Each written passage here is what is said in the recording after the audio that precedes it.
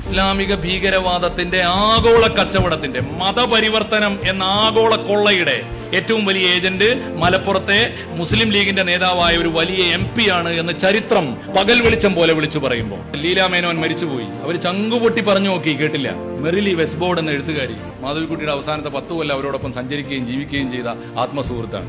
നമ്മളെപ്പോലെ കാപട്യം ഇല്ലാത്തത് കൊണ്ട് അവരെ തുറന്നെഴുതി മരിക്കുന്നതിന് മുമ്പ് മാധവിക്കുട്ടി കാണിച്ചു കൊടുത്തു. ഇങ്ങനെയൊക്കെയാണ് ഇവനാണ് ഭീകരൻ എന്ന് ഞാൻ എഴുതട്ടെ. മാധവിക്കുട്ടി ആകെ പറഞ്ഞത്, മോളെ ഞാൻ മരിച്ചു പോയിട്ട് അയാളെ അറസ്റ്റ് ചെയ്ത് കൊണ്ടുപോകുന്നത് കാണരുത്, അതുകൊണ്ട് അവന്റെ പേരൊന്ന് മാറ്റിക്കോ. അങ്ങനെയാണ് സാദിഖ് അലി ആയത്. ആ ഭീകരന്റെ യഥാർത്ഥ പേര് സമദാനിയാണ് എന്ന് പറയാൻ മലയാളത്തിന് എന്താ നാക്കുപൊങ്ങാത്തത്? 67 വയസ്സുള്ള അമ്മയുടെ പ്രായമുള്ള ഒരാളെ പരസ്യമായി ആ ചാലിയാറിന്റെ പടവുകളിലിട്ട് ബലാത്കാരം ചെയ്യുക. എന്നിട്ട് അവർ കലഹിക്കുമ്പോൾ ഞാൻ കെട്ടിക്കോളാന്ന് പറയാം. അതിന് കണ്ടീഷൻ മതം മാറണം. ഉടനെ തയ്യാറായി. പ്രണയത്തിന് വേണ്ടി ദാഹിച്ചുകൊണ്ടിരുന്ന ആ അത്യുജ്വലമായ ജന്മം എന്തിനും തയ്യാറായി. അവര് മതം മാറാൻ ഏർപ്പാടാക്കി. പാളയം ഇമാമിനെ വിളിച്ചു. തിരുവനന്തപുരത്തെ സൗത്ത് പാർക്ക് ഹോട്ടലിൽ ഡിന്നർ ബുക്ക് ചെയ്തു. പിന്നെ ഫോൺ എടുത്തില്ല. അവര് മതം മാറി. അവര് മുന്നോട്ട് പോയി.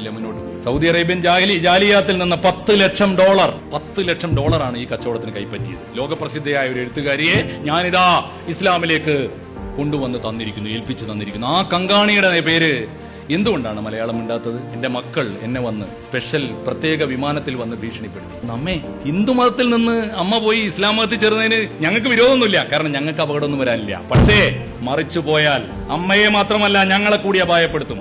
അതുകൊണ്ട് അമ്മേ ദയവായി ചെയ്യല്ലേ, എന്റെ മക്കളുടെ ഭീരുത്വമാണ് എന്റെ വ്യക്തിത്വം നഷ്ടപ്പെടുത്തിയത് എന്ന അമ്മ വിലപിച്ചുകൊണ്ടാണ് മരിച്ചത്.